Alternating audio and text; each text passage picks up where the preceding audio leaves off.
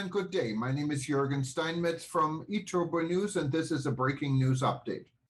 For more news updates and shows, please go to youtube.com/travel news group. youtube.com/travel news group. Here's our update. Healthy marine and coastal ecosystems for sustainable tourism.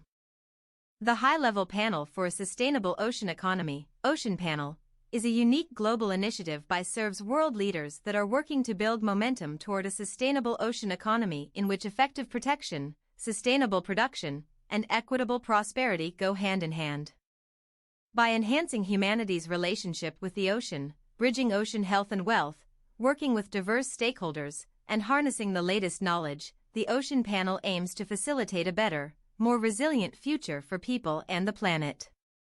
Today, two outstanding tourism leaders, the Tourism Minister from Kenya, Honorable Najib Balala, and Honorable Edmund Bartlett from Jamaica, participated in this important discussion in Lisbon at the UN Sustainable Ocean Conference. After speaking about this important issue at the Commonwealth Business Forum in Rwanda, the Jamaica minister provided eTurboNews with his talking points for his keynote address today. U2.B. As the tourism minister of a small island state that is geographically situated among a cluster of other small islands, I am well positioned to acknowledge the unquantifiable benefits of healthy marine and coastal ecosystems to the economic vitality of entire populations. A 2016 study by the World Bank estimated the economic value of the Caribbean Sea coastal and marine ecosystems at $54.55 billion. Indeed, the Caribbean Sea, which encircles the Caribbean region and is the second largest region of the Atlantic Ocean, is a valuable source of food, income, trade and shipping, minerals, energy, water supply, recreation and tourism for Caribbean economies. The coral reef mangrove seagrass complex also brings increased safety to coastal communities as the systems act as a natural barrier, decreasing the impact of floods and storms. The Caribbean Sea is considered the high-diversity heart of the tropical West Atlantic, and without coral reefs, it has been estimated that 25% of all marine life would die. The role of healthy marine and coastal systems in promoting sustainable tourism is especially worthy of recognition. This is against the background that 80% of tourism occurs along coastal towns and areas, while the ocean-related tourism industry grows an estimated $134 billion per year. UN Global Compact, the Organization for Economic Cooperation and Development, OECD, has also predicted that marine and coastal tourism will be the largest sector of the global ocean-based economy by 2030, generating $777 billion in global revenue and employing 8.6 million people. Small island states are particularly reliant on coastal and marine tourism.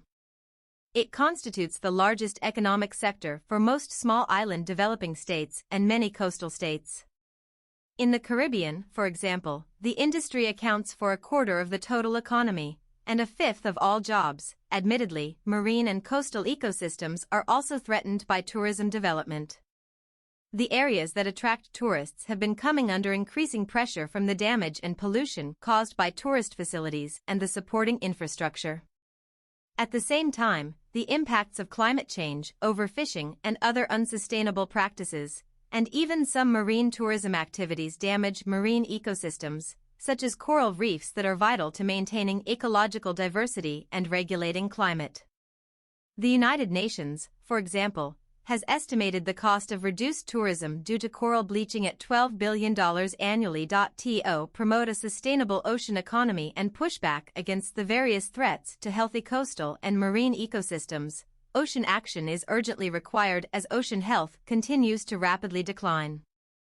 As its main strategy for building sustainable ocean economies, which are economic models that promote effective protection, sustainable resource use and production and equitable prosperity simultaneously, the Ocean Panel, comprising of 16 world leaders, has already set the ambitious target of achieving 100% sustainable management of the ocean areas under national jurisdictions. To demonstrate their commitment to this goal, all members of the Ocean Panel have released a joint statement to the United Nations Ocean Conference urging all countries to harness the power of the ocean as a catalyst to deliver on all 17 Sustainable Development Goals and to mobilize financing for developing states to enhance their capacity to transition to sustainable ocean economies. This missive recognizes that global cooperation and coordination among a wide-ranging number of stakeholders will be one of the most crucial success factors in reconstructing the actions and ethos of industries, including tourism, to achieve improved management of the activities that most significantly harm the ocean, its resources, and ecosystems. The transition to sustainable ocean economies will also require a set of concrete ideas, strategies, best practices and policies that can be standardized and operationalized by all stakeholders. In this regard, I acknowledge the tremendous instructional value of the new Ocean Panel commissioned report entitled Opportunities for Transforming Coastal and Marine Tourism Towards Sustainability, Regeneration, and Resilience. The report provides the framework for the realization of the sustainable goal set by the Ocean Panel that by 2030, coastal and ocean-based tourism is sustainable, resilient, addresses climate change, reduces pollution, supports ecosystem regeneration and biodiversity conservation and invests in local jobs and communities, harnessing the perspectives of over 40 experts.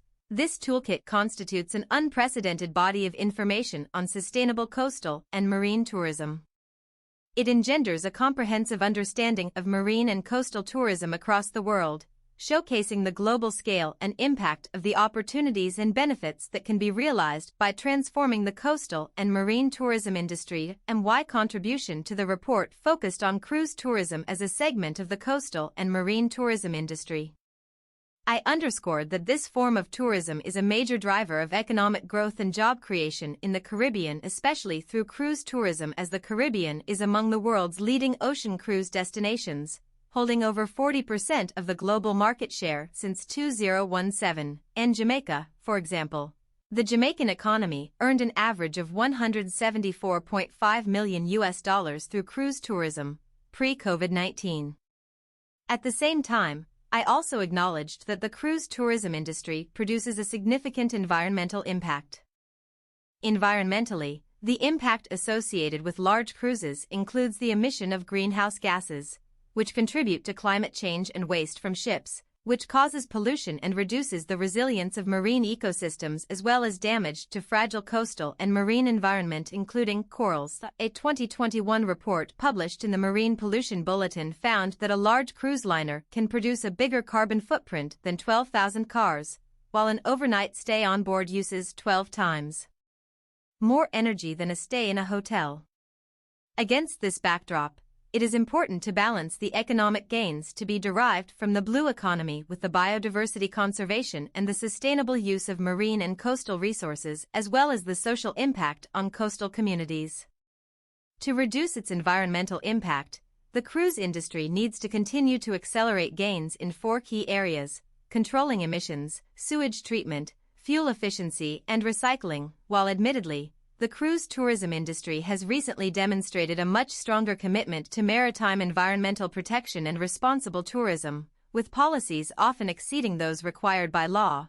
It is important that the industry continues to undertake greater investment in research and development to develop the technologies and energy sources that will enable the cruise industry to pursue sustainable solutions, and that it continues to place high priority on environmental compliance and systems for enforcement. I will close by reiterating that the health and sustainability of our oceans are critical to the survival of the tourism industry and, by extension, our planet. In this regard, as a small island developing state, Jamaica fully endorses the goal of the Ocean Panel to achieve a sustainable tourism economy by 2030.